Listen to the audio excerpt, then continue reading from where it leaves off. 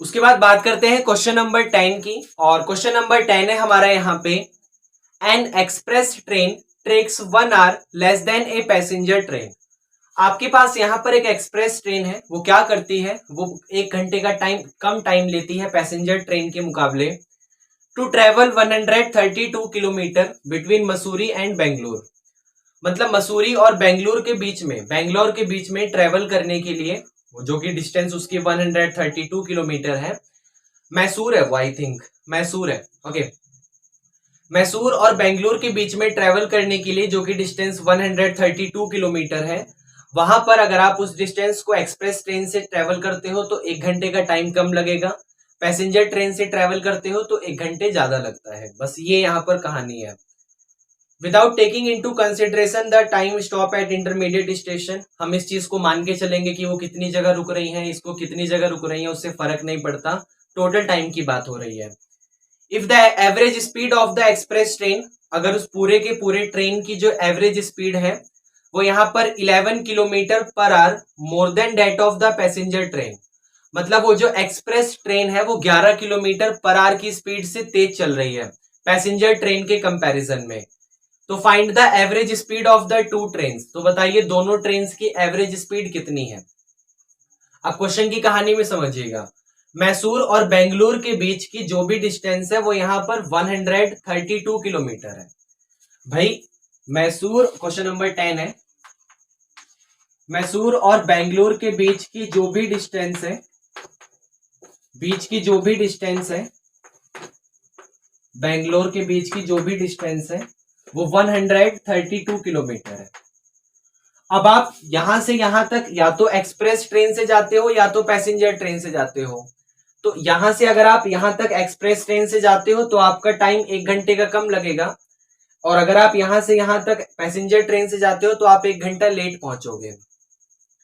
यहाँ पर जो एक्सप्रेस ट्रेन है, क्योंकि वो 1 घंटा जल्दी पहुंचा रही है, इसका ये मतलब है कि वो एक्सप्रेस ट्रेन की जो स्पीड होगी वो काफी जल्दी होगी, पैसेंजर ट्रेन से तेज चल रही होगी।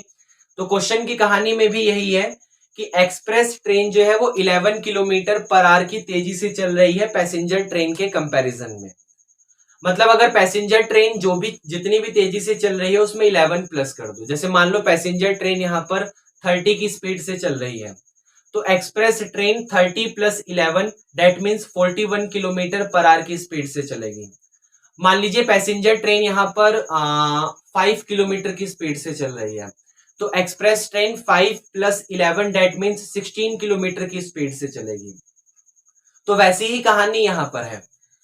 सबसे पूरी की पूरी कहानी सिर्फ इस बात पे डिपेंड थी कि भाई पैसेंजर ट्रेन की स्पीड बता दो, उसमें 11 प्लस करके मैं एक्सप्रेस ट्रेन की स्पीड निकाल लूंगा। अब पैसेंजर ट्रेन की स्पीड मुझे नहीं पता थी, मैंने उसका नाम यहां पर एक्स दे दिया। इसको कर लेते हैं। पैसेंजर ट्रेन की स्पीड मुझे नहीं पता थी, पैसेंजर ट्रेन की स्पीड मुझे नहीं पता थी, मैंने उसका नाम यहां पर एक्स किलोमीटर पर आवर दे दिया। तो एक्सप्रेस ट्रेन की स्पीड कैसे आएगी, एक्सप्रेस ट्रेन की स्पीड कैसे आएगी, उस एक्स में 11 प्लस कर दो। भाई क्वेश्चन वाले ने कहा हुआ है ना कि जो एक्सप्रेस ट्रेन है वो 11 किलोमीटर पर आवर की ज्यादा तेजी से चल रही है पैसेंजर ट्रेन के कंपैरिजन में। मतलब अगर passenger train x kilometre per our का टाइम ले रही है तो express train x plus 11 kilometre per our का टाइम लेगी। अब समझना क्वेश्चन की कहानी में, आपके पास यहां पर डिस्टेंस पता चल गया 132, पैसेंजर ट्रेन का ये x पता चल गया, पैसेंजर ट्रेन की स्पीड, और एक्सप्रेस ट्रेन की स्पीड भी पता चल गई x प्लस 11। तो क्वेश्चन को देखकर ये वाली फीलिंग तो आ गई कि ये क्वेश्चन स्पीड, डिस्टेंस और टाइम वाले रिलेशन पर बेस है। तो उस फॉर्मूले का यूज कर लेते हैं। क्या फॉर्मूला होता है, फॉर्मूला होता है speed is equal to distance upon में टाइम, या फिर डिस्टेंस निकालने के लिए स्पीड और टाइम की मल्टीप्लाई कर दो, तो distance is equal to speed into में टाइम, या फिर टाइम निकालने के लिए टाइम को इधर ले जाओ और स्पीड को नीचे ले आओ, तो डिस्टेंस अपॉन में speed is equal to time आ जाएगा। इसका ये मतलब है कि आपके पास, समझना, अगर मैं यहाँ पर पैसेंजर ट्रेन की बात करूंगा तो पैसेंजर ट्रेन हो चाहे एक्सप्रेस ट्रेन हो, दोनों की दोनों को ट्रेवल तो 132 किलोमीटर ही करना है। लेकिन पैसेंजर ट्रेन की स्पीड कम है और एक्सप्रेस ट्रेन की स्पीड ज्यादा है, तो दो अलग अलग केस बनेगा। पहले केस बनेगा पैसेंजर वाले का और दूसरा केस बनेगा आपके पास यहां पर एक्सप्रेस वाले का। समझना, जो पैसेंजर वाला था, देखो यहां पर आपको डिस्टेंस पता है 132 और आपको स्पीड पता है x। तो अगर आपने डिस्टेंस को स्पीड से डिवाइड कर दिया तो आपको पैसेंजर ट्रेन का टाइम पता चल जाएगा। भाई क्वेश्चन की कहानी में आपको चाहे कोई सी भी ट्रेन हो, एक्सप्रेस पैसेंजर, दोनों को 132 ट्रेवल करना है, तो डिस्टेंस पता है, पैसेंजर ट्रेन की स्पीड भी पता है x, तो डिस्टेंस को स्पीड से डिवाइड करने पर आपको यहां पर पैसेंजर ट्रेन का टाइम पता चल जाएगा।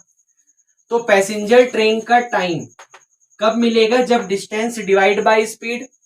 डिस्टेंस कितनी है? 132 और स्पीड कितनी है? x। उसके बाद एक्सप्रेस ट्रेन का टाइम निकालने के लिए फिर से वही काम, डिस्टेंस डिवाइड बाय स्पीड। तो एक्सप्रेस ट्रेन के लिए भी डिस्टेंस पे तो कोई फर्क नहीं पड़ने वाला, लेकिन स्पीड कितनी है, स्पीड कितनी है एक्सप्रेस ट्रेन की? x plus 11। ये कहानी समझ आई? तो ये पैसेंजर ट्रेन का टाइम है 132 अपॉन x और ये एक्सप्रेस ट्रेन का टाइम है 132 अपॉन x प्लस 11। अब क्वेश्चन वाले ने सबसे फर्स्ट लाइन में कहा हुआ था an express train takes 1 hour less than a passenger train. मतलब एक्सप्रेस ट्रेन 1 घंटे का कम टाइम लेती है, किसके कंपैरिजन में? पैसेंजर ट्रेन के। जैसे समझ लो मैसूर से बेंगलुरु जाने पर पैसेंजर ट्रेन 5 घंटे का टाइम लेती है, तो एक्सप्रेस ट्रेन 4 घंटे का टाइम लेगी। मतलब पैसेंजर ट्रेन 5 घंटे का टाइम ले रही थी, तो 5 में से 1 को माइनस कर दो, आपके पास एक्सप्रेस ट्रेन का टाइम आ जाएगा। कहानी समझ आई? पैसेंजर ट्रेन मान लो 10 घंटे का टाइम लेती है, तो 10 घंटे में से 1 घंटे माइनस कर दो, आपके पास एक्सप्रेस ट्रेन का टाइम आ जाएगा। एक्सप्रेस ट्रेन अब 9 घंटे लेगी। मान लो पैसेंजर ट्रेन 15 घंटे लेती है, तो 15 घंटे में से 1 घंटे को माइनस कर दो, आपके पास एक्सप्रेस का रिजल्ट आ जाएगा। मतलब सारी की सारी कहानी में क्या चल रहा है कि पैसेंजर वाले में से 1 को माइनस कर दो, एक्सप्रेस वाले का टाइम आ जाएगा। जैसे पैसेंजर 5 घंटे का टाइम ले रही थी, तो 5 घंटे में से 1 घंटे को माइनस कर दोगे तो एक्सप्रेस वाले का टाइम आ जाएगा 4 घंटे का। तो वही काम यहां करो, पैसेंजर वाले ट्रेन में से 1 आवर को माइनस कर दो, एक्सप्रेस वाली ट्रेन का टाइम आ जाएगा। पैसेंजर वाली ट्रेन है ये 132 अपॉन x, इसमें से 1 को माइनस कर दो, आपके पास एक्सप्रेस वाले का टाइम आ जाएगा 132 डिवाइडेड बाय x प्लस 11। अब इसको यहां पर थोड़ा सा सॉल्व करेंगे, तो सॉल्व करने के लिए काम करते हैं, नीचे 1 मान लेते हैं इसके और एलसीएम ले लो।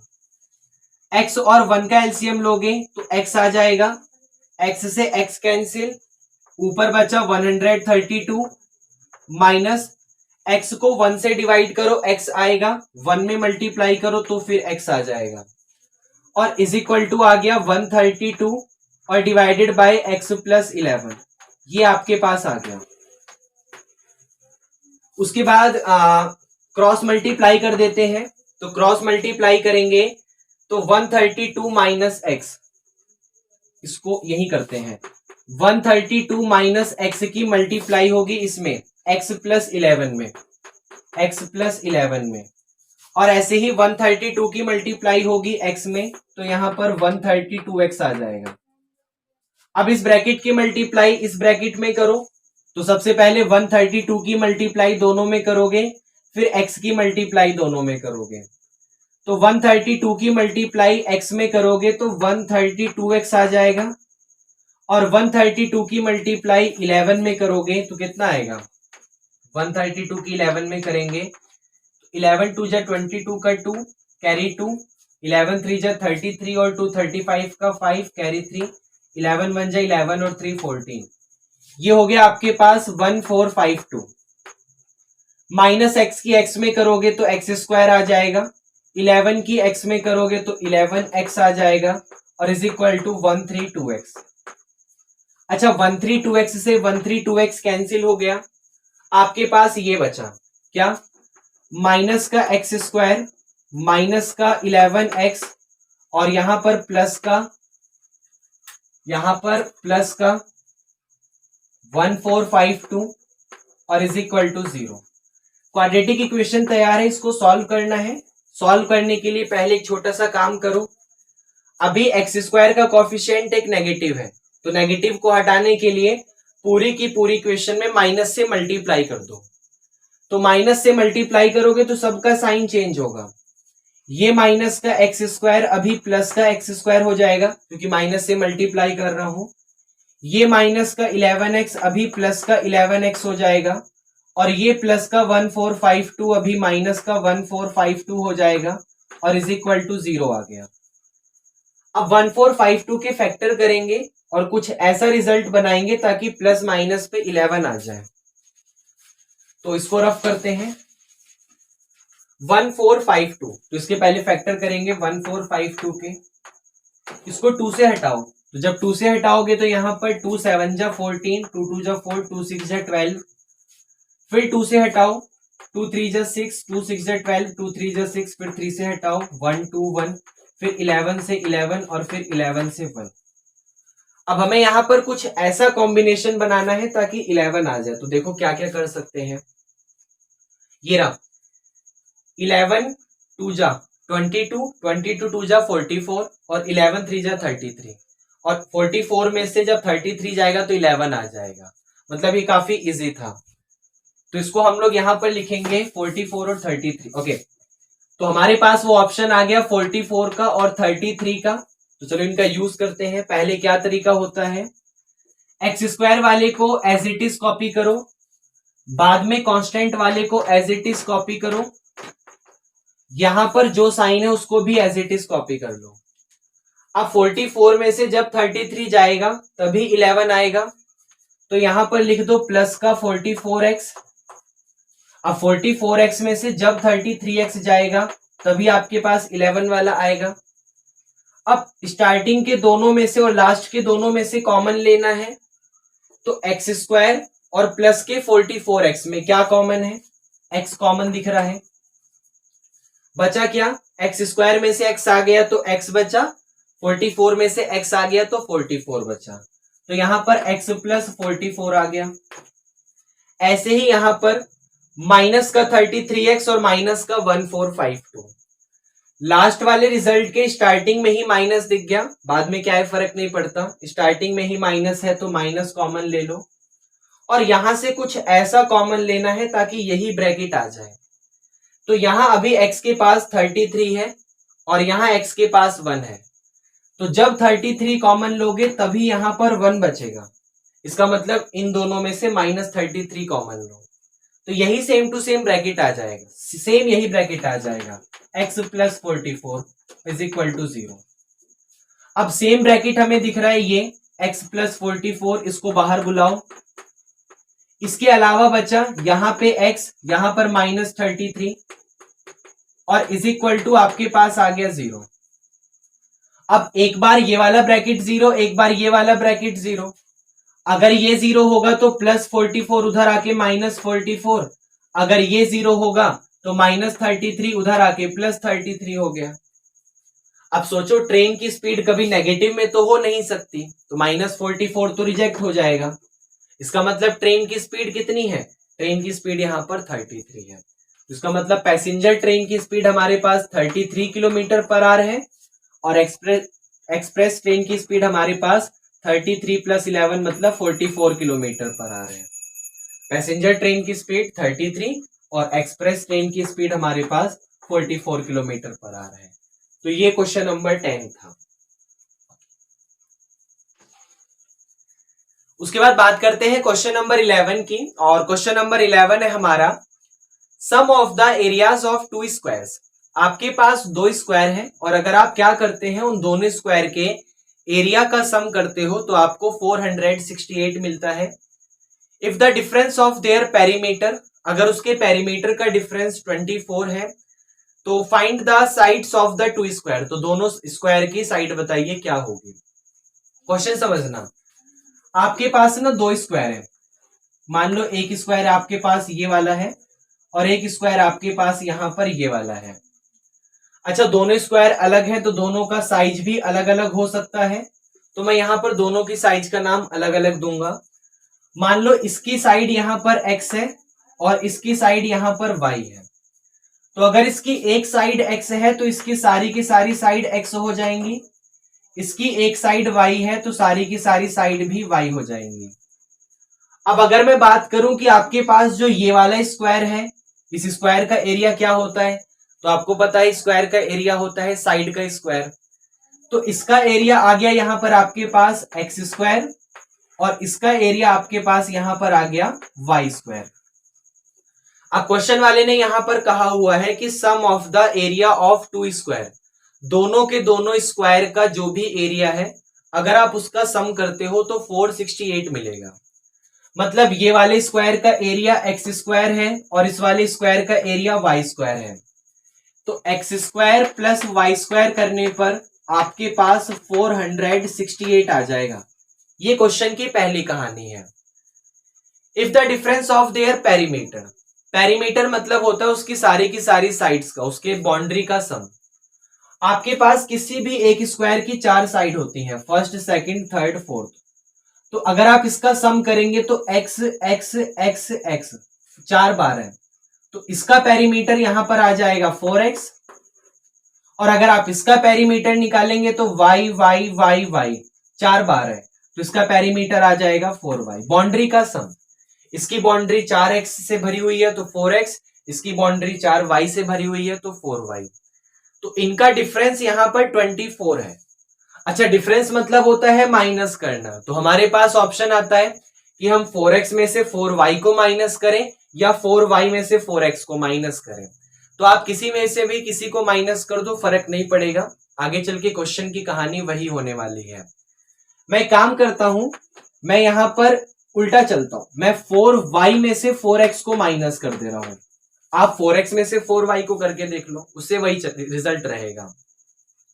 तो इनके पेरीमीटर का डिफरेंस कितना है 24, डिफरेंस का मतलब होता है माइनस करना, इसका मतलब 4y में से 4x को माइनस कर दो, रिजल्ट आपके पास 24 आ जाएगा।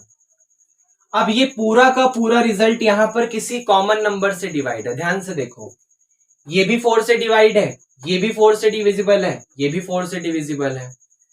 इसको 4 से डिवाइड करोगे तो सिर्फ y अकेला बचेगा, इसको 4 से डिवाइड करोगे तो x अकेला बचेगा, इसको 4 से डिवाइड करोगे तो 6 आ जाएगा, और ये माइनस का x उधर जाके प्लस हो जाएगा, तो y की वैल्यू आपके पास आ गई 6, माइनस x इधर आके आपके पास प्लस हो गया।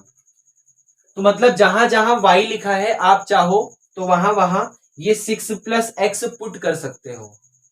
तो यहां y दिख रहा है तो y की जगह 6 प्लस x पुट कर सकते हो, तो उठा के यहां पुट कर दो, तो ये हो गया एक्स स्क्वायर प्लस वाई दिख गया, और y की जगह क्या पुट करने वाले हो 6 प्लस एक्स, तो इसका भी होल स्क्वायर, और इज इक्वल टू 468। अब ये वाला एक्स स्क्वायर तो एज इट इज रहने वाला है, लेकिन यहां पर a प्लस बी के होल स्क्वायर का फॉर्मूला एक्सपेंड होगा, और a प्लस बी के होल स्क्वायर का फॉर्मूला होता है a square plus b square plus 2ab। तो a की जगह 6 था तो 6 का स्क्वायर 36, b की जगह x था तो x का x स्क्वायर हो जाएगा, और फिर 2ab करते वक्त आपके पास 2 6 जा 12x हो गया, और इज इक्वल टू 468। अब x स्क्वायर में x स्क्वायर को प्लस करोगे तो 2x स्क्वायर आ जाएगा, ये प्लस का 12x एज इट इज लिखा हुआ है, प्लस का 36 एज इट इज लिखा हुआ है, और प्लस का 468 इधर आके माइनस हो जाएगा, और इज इक्वल टू 0। अब 468 और 36, क्योंकि प्लस माइनस माइनस होता है, तो 468 में से 36 माइनस कर दो, 468 में से 36 माइनस करोगे तो ये आ गया 2, यहां पर 3, यहां पर 4, ये हो गया आपके पास माइनस का 432। तो 2x square as it is copy करो, प्लस का 12x as it is copy करो, इसमें से ये जाएगा तो माइनस का 432 आ जाएगा, और इज इक्वल टू 0। अब ये पूरी की पूरी इक्वेशन किसी एक कॉमन नंबर से डिवाइड हो रही है। जैसे ध्यान से देखो, ये भी 2 से डिविजिबल है, ये भी 2 से डिविजिबल है, ये भी 2 से डिविजिबल है। इसको 2 से डिवाइड करोगे तो 2 से 2 गया, क्या बचा? X square. इसको 2 से डिवाइड करोगे तो हो जाएगा 6x, और इसको 2 से डिवाइड करोगे तो 2 2 जा 4, 2 1 जा 2, 2 6 जा 12 इज इक्वल टू 0। अब 216 के ऐसे फैक्टर करने हैं ताकि प्लस माइनस करने पर 6 आ जाए। तो 216 के लिए इसको रफ करते हैं डायग्राम को। सबसे पहले 216 के प्राइम फैक्टर करते हैं। क्या होता है प्राइम फैक्टर? पहले 2 से देखो, 2 से करने पर 2 1 जा 2, और ये कितना हो जाएगा? 208। फिर 2 से करने पर 54, फिर 2 से करने पर 27, फिर 3 से 9, फिर 3 से 3, और फिर 3 से 1। ये आपके पास आ गया। अब कुछ ऐसा कॉम्बिनेशन बनाना है ताकि 6 आ जाए। देखो क्या क्या कर सकते हैं। 2 2 जा 4, 4 2 जा 8, और 8 3 जा 24, और 3 3 जा 9, नहीं होगा। 3 2 जा 6, 6 2 जा 12, 12 2 जा 24, 24 में से 9 जाएगा तो नहीं आएगा।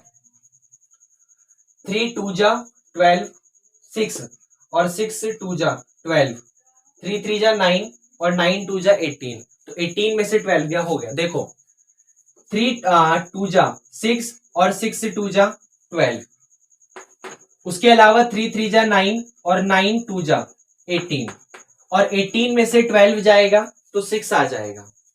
मतलब ये आपके पास लिखा हुआ है यहाँ पे एक्स स्क्वायर, और लास्ट वाला माइनस का 216 as it is equal to 0। यहां प्लस है तो प्लस को कॉपी करो, दोनों में से 18 बड़ा है तो 18x। अब प्लस के 18 में से दो ऑप्शन है, या तो 12 को माइनस या तो प्लस। हमें चाहिए 6, तो 18 में से 12 को माइनस करना पड़ेगा तभी ये वाला 6 आएगा। अब स्टार्टिंग के दोनों जगह से कॉमन, लास्ट के दोनों जगह से कॉमन। स्टार्टिंग के दोनों जगह से कॉमन लोगे तो x मिलेगा, और x कॉमन लेने पर x प्लस 18 आ गया।